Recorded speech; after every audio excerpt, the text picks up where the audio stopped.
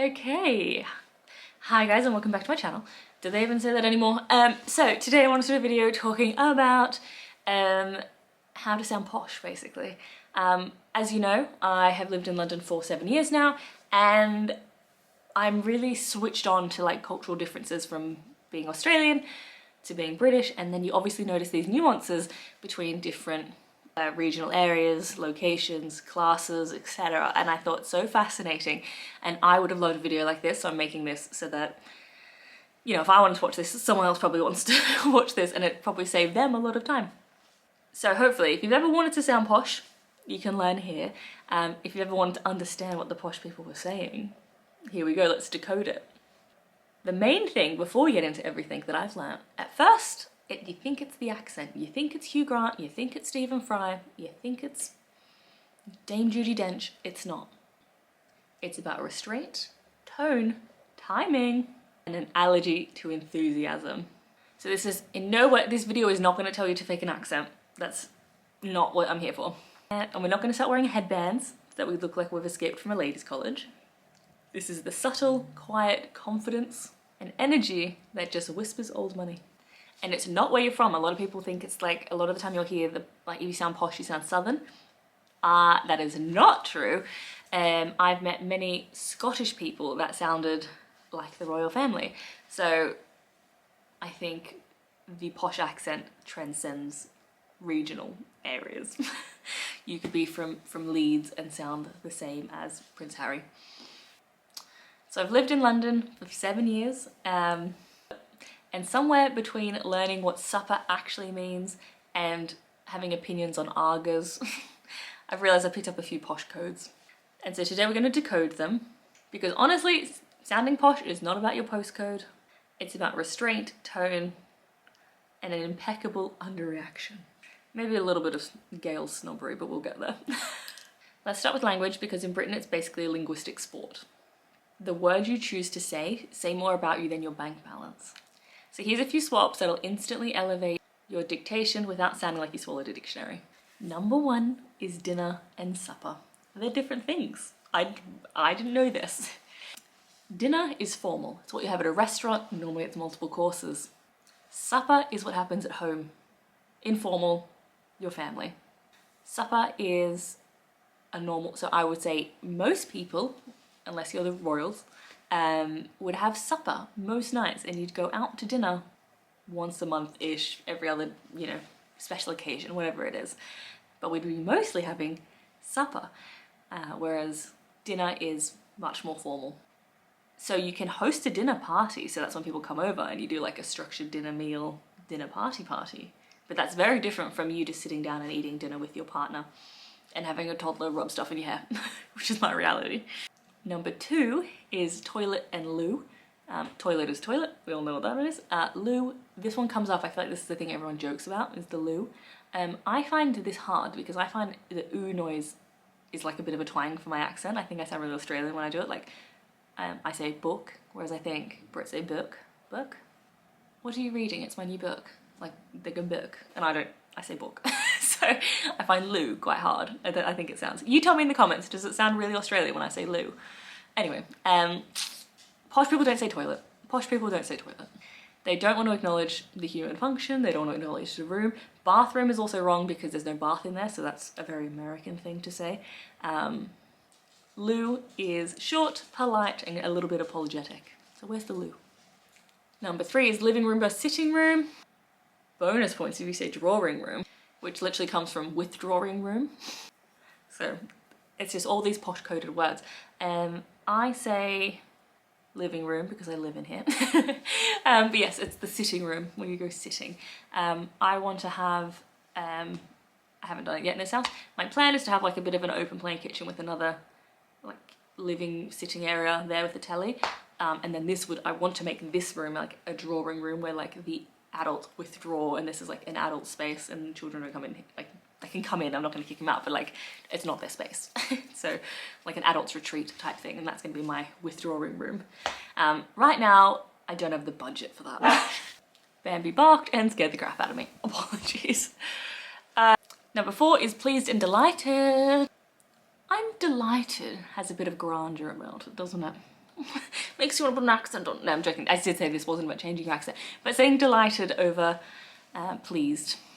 You can say it at a wedding, you can say it at a wake, it's either way. It's I'm delighted you're here. It sounds much nicer than I'm so pleased you're here. Because also pleased can sound a bit backhanded sometimes if you use it in the wrong tone. Number 5 is lovely. I do love this word. It's lovely. Lovely is the Swiss Army knife of posh language. Holiday? Lovely. Divorce? Lovely. Second cousin's christening? Also lovely. So it's, oh well, that's lovely. That's lovely. Everything's lovely. It's such a good filler word as well. If you don't know what, it's like, just to have that in your arsenal and not have to think of different things, and it always kind of is appropriate. So nice to think of. It's number 6 is expensive versus frightfully dear. If something costs you a fortune, you don't complain, you just call it dear and then be happy to suffer. So, oh, it's so dear. This isn't a swap, I've got a bonus 7 point, but it's something I've noticed as well, is that if someone's explaining their privilege of having 2 houses, they'll say, we're incredibly fortunate. Look, instead of saying lucky, they won't say lucky, they'll say, we're very fortunate to have a place in the Cotswolds. Yeah, and I just thought that's such an interesting, I've never heard anyone phrase it that way, so it stood out to me. You know, we're very fortunate to have a flat in the city. Very fortunate to have a flat up in Scotland, so we can go up there and spend half our year up there. You know, that's how I'm very fortunate. So they kind of call out their privilege and fortune. But they wouldn't go, oh, we say that we're really lucky we've got this, or we're really rich we've got this. They'll never say that. It's really fortunate. So it's basically like linguistic Pilates. It like looks super effortless, but every muscle is working. Part 2 is the mannerisms. So language is only half the story, it's how you deliver it is the other half. But it's also it's not what you do, it's what you don't do. Overarching, never be excited. No enthusiasm. Apologies. And this is where I think the Australianness comes out, because you know, you can't be caught trying in Australia.